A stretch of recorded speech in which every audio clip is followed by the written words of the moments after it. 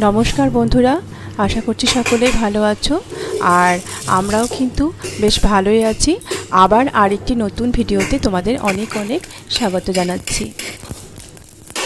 দেখো আজকে সকালে কিন্তু লাঞ্চের জন্য রান্না শুরু হয়ে গেছে।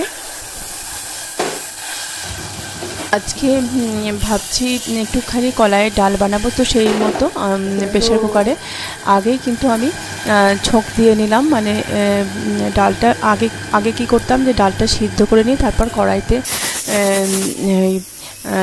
জিরে পাঁচফোড়ন বা শুকনো লঙ্কা দিয়ে মানে ওটাকে ছোঁক দিয়ে জল দিয়ে জলটাকে ফুটিয়ে নিয়ে তারপর ডালের মধ্যে দিয়ে দিলাম। কিন্তু এখন একটা প্রেসার কুকারে একদম দিয়ে দিলাম যাতে একটু সুবিধা হয় আর ওই সময়টাও অনেকটা কম লাগে।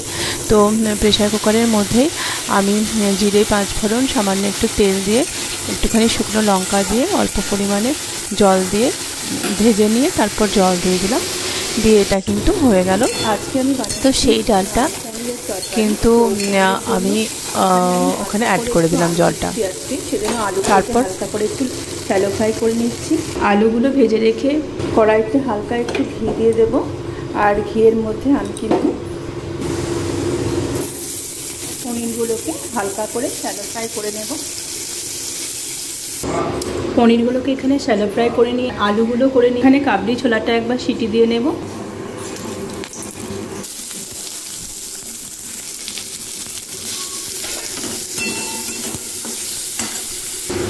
আলুগুলো মশলা দিয়ে আদা জিরে দিয়ে বেটে নিয়ে এর মধ্যে লবণ হলুদ আর মিষ্টি দিয়ে দেব। তারপর ভালো করে এটাকে ভেজে নেব। তারপর এর মধ্যে সিদ্ধ ছোলাগুলো দিয়ে নেড়ে নেব। তারপর এর মধ্যে ভেজে রাখা পনিরগুলো অ্যাড করে দেব। তারপর পরিমাণ মতো জল দিয়ে একটু ফুটিয়ে নিলেই রেডি হয়ে যাবে ছোলা পনির।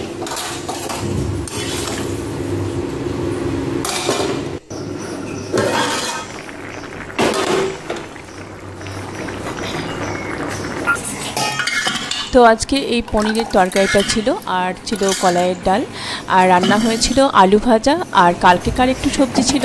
আর দেখো এখানে আরেকটু আলু করলা সিদ্ধও বানাতে দেওয়া হয়েছিল আর ভাত। ততক্ষণ আজকের মতো ভিডিওটা এ পর্যন্তই। সকলে ভালো থাকবেন।